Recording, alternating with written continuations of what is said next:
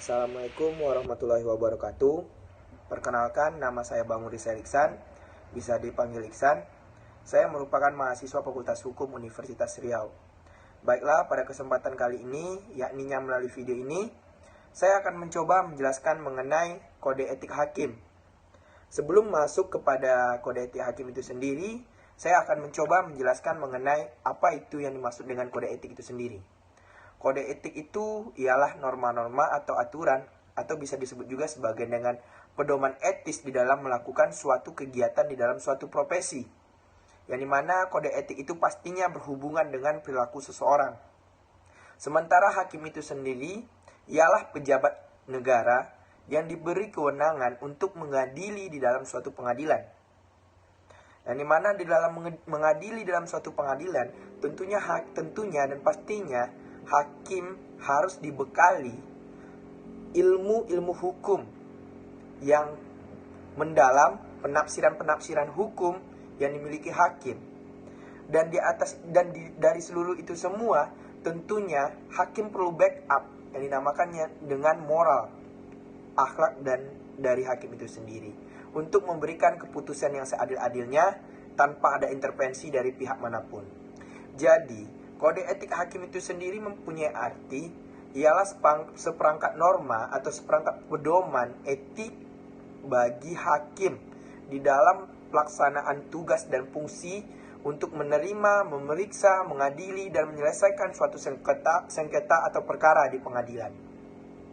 Kode etik juga memuat norma-norma etik bagi hakim dalam tata pergaulan di dalam dan di luar institusi.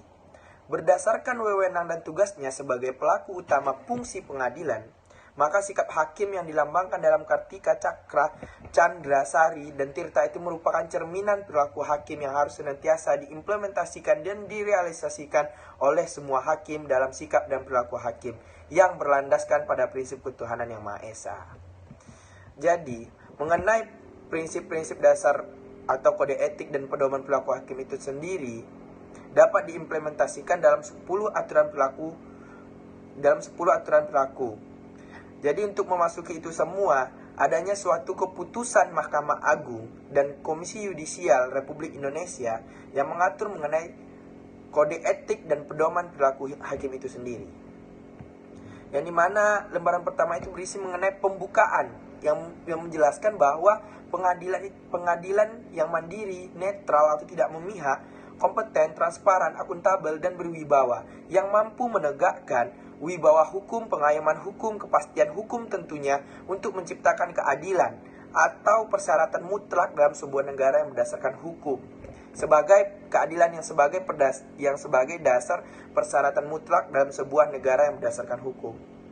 Dan di dalam kode etik hukum juga menjelaskan mengenai terminologi yang bersangkutan dengan pihak-pihak yang menyangkut di peradilan, termasuk hakim itu sendiri, advokat maupun penuntut umum ataupun panitera, yang dimana di dalam kode etik hakim ini sendiri juga mengatur ada pengaturannya sendiri yang mengatur bagaimana perilaku hakim itu sendiri. Yang pertama, hakim harus adil, tidak memihak kepada pihak manapun. Hakim juga harus mengetahui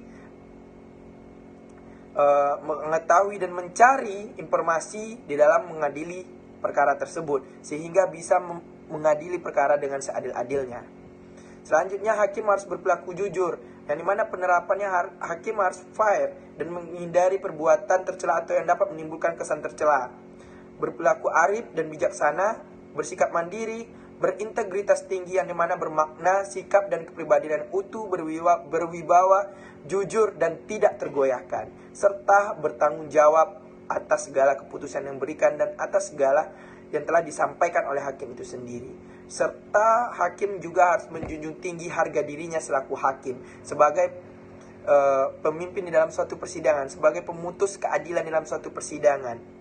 Dan juga harus ada kedisiplinan yang tinggi dari hakim, serta mempunyai perilaku yang rendah hati, yang bermakna adanya kesadaran dan keterbatasan kemampuan diri, jauh dari kesempurnaan dan terhindar dari setiap bentuk keangkuhan, dan profesional, yaitu bermakna sikap moral yang dilandasi oleh tekad untuk melaksanakan pekerjaan yang dipilihnya dengan kesungguhan yang didukung oleh keahlian dan dasar pengetahuan.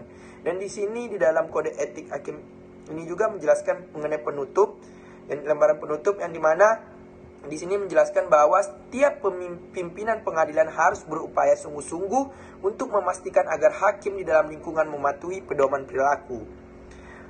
Yang kedua yaitu pelanggaran terhadap pedoman ini dapat diberikan sanksi. Dalam menentukan sanksi layaknya yang dijatuhkan kepada hakim itu sendiri harus dipertimbangkan faktor-faktor apa yang berkaitan dengan pelanggaran, latar belakangnya, keseriusan dan akibat dari pelanggarannya tersebut terhadap lembaga peradilan ataupun pihak lain.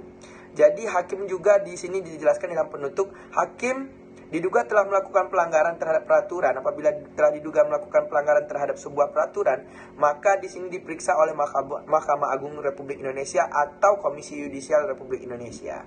Mahkamah Agung Republik Indonesia atau Komisi Yudisial Republik Indonesia menyampaikan hasil putusan atas hasil pemeriksaan kepada Ketua Mahkamah Agung.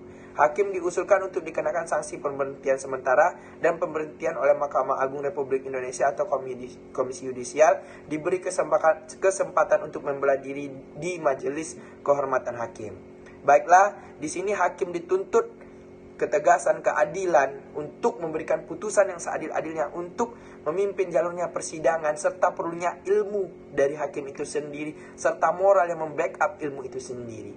Mungkin itu penjelasan saya mengenai kode etik hakim itu sendiri, yang dimana sangat penting hakim memiliki kode etik ini dan menjalankan kode etik ini. Mungkin itulah yang dapat saya sampaikan melalui video kali ini. Saya memohon maaf apabila ada kesalahan dan kekurangan. Saya ucapkan terima kasih. Wabillahi taufiq wal hidayah. Wassalamualaikum warahmatullahi wabarakatuh.